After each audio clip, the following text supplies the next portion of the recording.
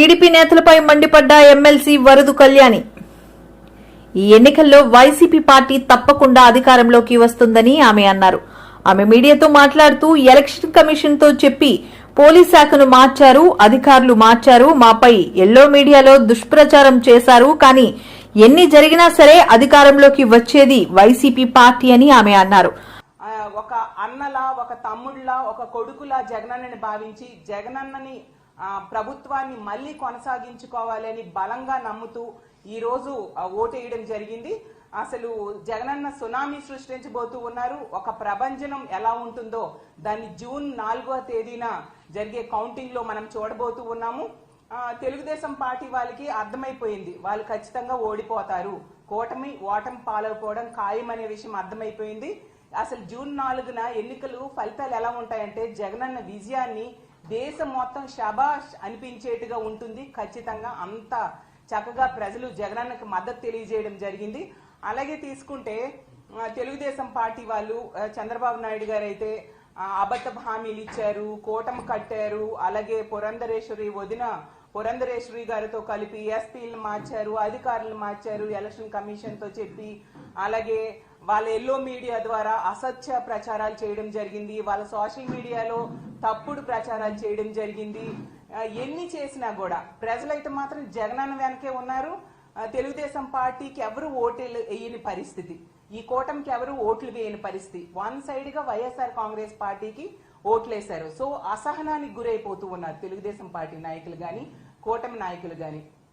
ఒక ఫ్రస్ట్రేషన్, ఎలాగూ కూటమి ఓడిపోతుంది అనే విషయం అర్థమైపోయి ఇన్ని చేసినా కూడా గెలవట్లేదు అనే విషయం కూటమి మనుషులకి, వాళ్ళ కార్యకర్తలకి అర్థమైపోయి దాడులకి పురుగొల్పుతూ ఉన్నారు. అసలు ఎంత ఘోరం అంటే మొన్న చూసాం నర్సీపట్నంలో ఒక మహిళ మీద దాడి చేయడం, అలాగే కృష్ణా జిల్లాలో, అలాగే పల్నాడు జిల్లాలో.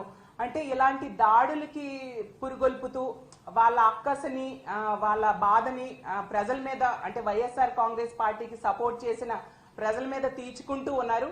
అసలు ఇది చాలా దారుణం, దీన్ని మేము తీవ్రంగా ఖండిస్తూ ఉన్నాం. అసలు మనం ప్రజాస్వామ్య దేశంలో ఉన్నామా లేదా అన్నట్టుగా వీళ్ళ ప్రవర్తన ఉంది. వాళ్ళు అధికారులు మార్చుకున్నారు, వాళ్ళ సపోర్ట్ తో ఎన్నో దౌర్జన్యాలు గురి చేయడం జరిగింది. అంటే ఇప్పుడు అంటే ఎలక్షన్ కోడ్ ఉంది, ఎన్నికల కమిషన్ అధికారంలో ఉంది కాబట్టి ఈ టైంలో ఏమైనా చేసేద్దాం, ప్రజల మీద ఏ దాడులైనా చేసేద్దాం అన్నట్టుగా తెలుగుదేశం పార్టీ వాళ్ళు చేస్తూ ఉన్నారు. దీన్ని ప్రజలు చూస్తూ ఊరుకోరు అనే విషయం గమనించాల్సిందిగా కోరుతున్నాను. మీరు అప్పుడు అధికారంలో ఉండేప్పుడు సరైన పరిపాలన ఇవ్వలేదు కాబట్టే ప్రజలు 19లో మీకు బుద్ధి చెప్పడం జరిగింది. ఈ 24 ఎన్నికల్లో కూడా మీకు ఖచ్చితంగా బుద్ధి చెప్పారు. అసలు తెలుగుదేశం పార్టీ అంటే, టీడీపీ అంటే తెలుగుదేశం పార్టీలా లేదు. ఈ రోజు ప్రజల మీద ఈ దాడులను చూస్తూ ఉంటే తెలుగు డెకాయిడ్స్ పార్టీలా ఉంది అనేసి ప్రజలు అనుకుంటూ ఉన్నారు. ఒక టీడీపీ అంటే తెలుగు దండుపాల్యం పార్టీలా దాడులు చేస్తూ ఉన్నారు. అలాగే టీడీపీ అంటే తెలుగు దుశ్శాసనల పార్టీలా మహిళల మీద దాడి చేస్తూ ఉన్నారు. టీడీపీ అంటే తెలుగు దొంగల పార్టీలా మహిళల తాలూకా బంగారు ఆభరణాలు కూడా ఈ దాడుల్లో దోచేసుకుంటూ ఉన్న పరిస్థితి చూసాం. ఒక టీడీపీ అంటే తెలుగు దుర్మార్గుల పార్టీలా ఈ రోజు బిహేవ్ చేస్తూ చాలా దుర్మార్గంగా వృద్ధుల మీద కూడా దాడులు చేసే పరిస్థితి మనం చూసాము. అలాగే టీడీపీ అంటే టెర్రరిస్ట్ డెకాయిడ్ పార్టీలా బీసీ, ఎస్సీ, ఎస్టీ మైనారిటీల మీద చాలా దారుణంగా దాడులు చేస్తూ ఉన్నారు. మేము చాలా తీవ్రంగా దీన్ని ఖండిస్తూ ఉన్నాము. అసలు మీ ఇళ్లలో ఆడవాళ్ళు ఉండరా? ఇలాంటి పనులే గాని వాళ్ళ మీద జరిగితే మీరు సహించగలరా? మీ అక్క చెల్లెమ్మలకు గనుక ఇలాంటివి జరిగితే ఇది చాలా దారుణం కాదా? ఇప్పుడు తీసుకోండి, నర్సీపట్నంలో అయ్యన్న పాత్రుడు గారి అనుచరులు ఆమె ధర్మసాగరం, నర్సీపట్నం మండలంలో ధర్మసాగరము గ్రామంలో పాలమూరు రాజకుమారి అనే మహిళ, ఆమె వాలంటీర్ గా పనిచేసి ఆమె రిజైన్ చేసేసి వైఎస్ఆర్ కాంగ్రెస్ పార్టీకి సపోర్ట్ చేసింది. జగనన్న వల్ల మేలు పొందింది కాబట్టి సపోర్ట్ చేసింది. అందులో తప్పేముంది? ఇది ప్రజాస్వామ్య దేశం, నచ్చిన పార్టీకి సపోర్ట్ చేసుకోవచ్చు, నచ్చిన వాళ్ళకు ఓటేసుకోవచ్చు. అర్ధరాత్రి ఒంటరి మహిళ మీద ఇంట్లో జ్వరబడి జుట్టు పట్టుకొని ఈడ్చి చెప్పలేని ప్రదేశాల్లో తంతూ ఆమెకి ఎంతో బాధించి దుర్మార్గంగా బిహేవ్ చేశారు ఈ తెలుగుదేశం పార్టీ వాళ్ళు. ఎందుకంటే వాళ్ళకి ఓటమి భయం పట్టుకున్న పరిస్థితి మనం చూసాం. అలాగే అడ్డొచ్చింది ఒక వృద్ధ మహిళ, ఆమె చెవిలోవి కూడా లాగేసుకొని ఆమె మీద కూడా దాడి చేయడం జరిగింది. అసలు ఇది ఎంతవరకు సమంజసం? ఆయన పత్రిక గారు మీకు ఒకటే చెప్తూ ఉన్నాను, మీకెలాగూ మహిళలంటే గౌరవం లేదు, ఎప్పుడూ మహిళల గురించి చాలా అసభ్యంగా మాట్లాడుతూ ఉన్నారు మీరు. అలాంటి వ్యక్తులు మీ అనుచరులకు అదే సందేశాన్ని ఇస్తూ ఉన్నారా?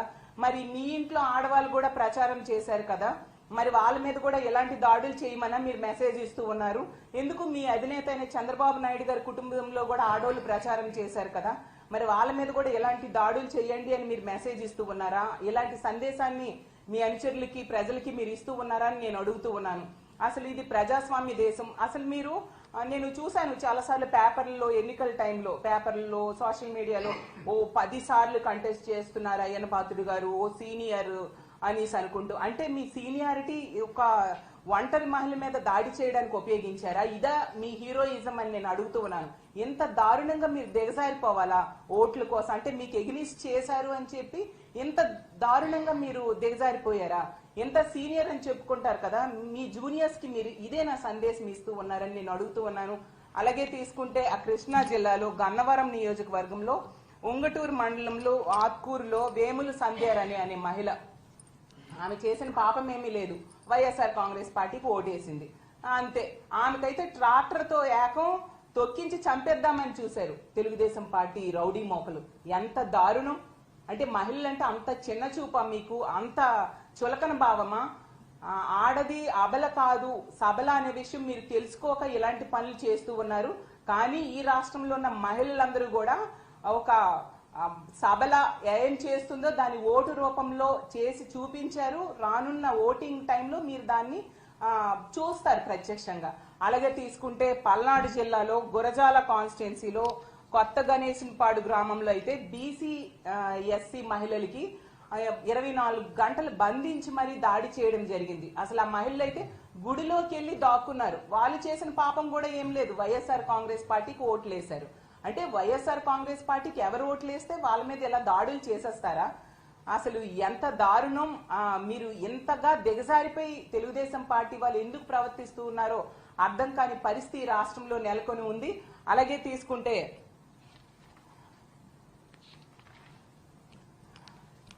ఇన్ని రకాలుగా రాష్ట్రంలో ఎక్కడ చూసినా కూడా మహిళల మీద దాడులు చేస్తూ మీరు మీ సునకానందాన్ని పొందుతూ ఉన్నారు. మెయిన్